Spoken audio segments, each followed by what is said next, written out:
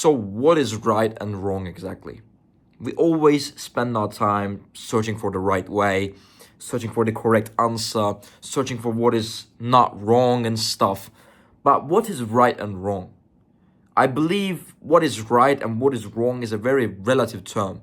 It can be shaped into very different things depending on the person, depending on the time, depending on the situation. There is no such thing as ultimately right or ultimately wrong. Some things can be right in certain situations for some people in some time, and they can be wrong for other people in other time and in other situations. So in this video, I will talk about a couple of things that, at least when I realized them, it always made me much easier to make some correct decisions in my life.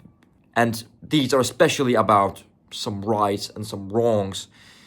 And if you understand them, I believe you will be able to also make some more proper decisions in your life as well. So the first thing that I want to tell you is, my right could be the wrong for you. So what's important to notice is that the rights and the wrongs really depend on the person. Your character traits will depend what you need from life. Your personality, your way of thinking will also decide on what you want to achieve in life and what you actually need in life. So if I talk about my life, for example, when I was choosing my university, I had a couple options. And there were some universities in which, in other people's minds, they were the top of the class. They were just the only option. If they had that chance, they would go to that university because of the names of these universities and their reputations, let's say. And there was another university in my choices which was a bit less preferred than the other ones. But when I looked at it from my perspective, from my needs, from my goals, I thought that it would be a better decision for me to choose this university over the more reputable ones, because it suited my way of living, my thoughts, my perspective much more compared to what other people thought, because their lives, their personality was completely different than me. That's why looking up to others when making decisions is not really a good idea, because they don't want the same with you. None of us want the same with each other. Everybody has different circumstances and everybody has a different way that they want to live their lives.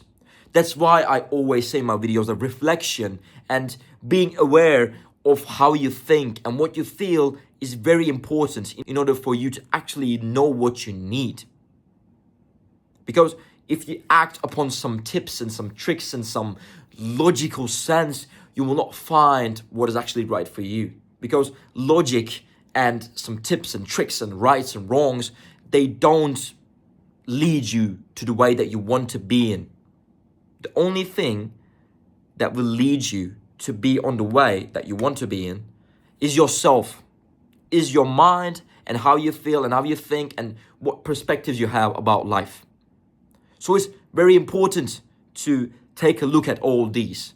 And in order to actually be aware of what these are, you should be aware of your thoughts and your feelings, like I said. And this kind of gets us to the second point, which is hear out your emotions, because they will actually lead you to the life that you want.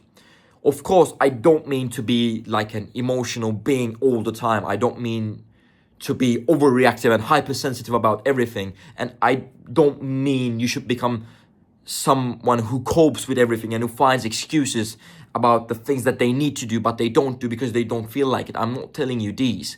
But what I'm telling you is focus on how you feel while you're doing certain tasks, because those are the main feedback that you can get to see if something actually feels right or wrong. For example, if you are choosing, or if you want to choose a faculty in university, you can go on and do some studies about them and try to put yourself into environments where you do the tasks similar to those faculties. And you can then see how you're actually feeling with those type of things. Like, for example, you can try out some architecture, you can maybe do some research about medicine, and if you feel like you're doing better in architecture and you feel like you're like yourself, because you will feel more like yourself in doing certain tasks. That's how we actually choose what is actually right for us or not right for us.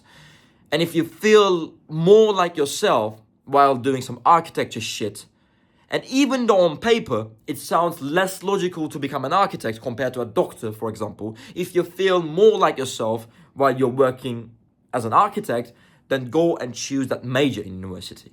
Because you cannot make the difference if you don't want to do what you're doing. You cannot work for that thing if you don't want it. Because if you just choose, for example, the major of medicine only for the sake of logic, then you will not be able to perform as well as you would in architecture, because that's not what you actually want to do. On paper it sounded right, maybe for other people it was right, but for you it's not right.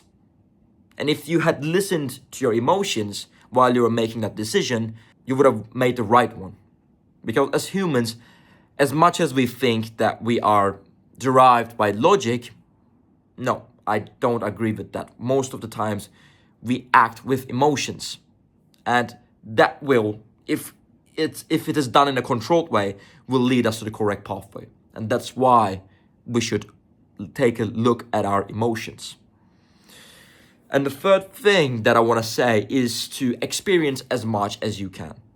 Because if you have a limited storage of information about life, about jobs, about even sports, about even physical activity, how can you expect yourself to make a right decision? If you have more knowledge about the things or the options that you might choose, then it will be easier for you to choose the right option. I'm not telling you to learn a million facts about everything that you want to start doing. What I'm saying is try doing more things. Not specifically learn about them, but try them. Because theory is one thing and practice is another. So if you just experience more stuff, and of course you should learn about them as well, but experience is more important. If you experience more stuff, then it will be easier for you to choose the right option. And yeah, if you do these three things, it will be easier for you to make right decisions. And what were we saying? Let's summarize all of these in a short part. Don't listen to what other people are saying what's right for you. Only one who can decide whether something is right or wrong is yourself. The second one being, take a look at how you feel while you're doing certain stuff, because your emotions will be the main thing that will lead you to the right path that you always dreamed of. And the third and the last thing is to experience as much as you can so that you can actually decide what's right or what's wrong for you. And yeah, if you like this video, you can drop a like, drop a comment about what you think, and I will catch you on the next one.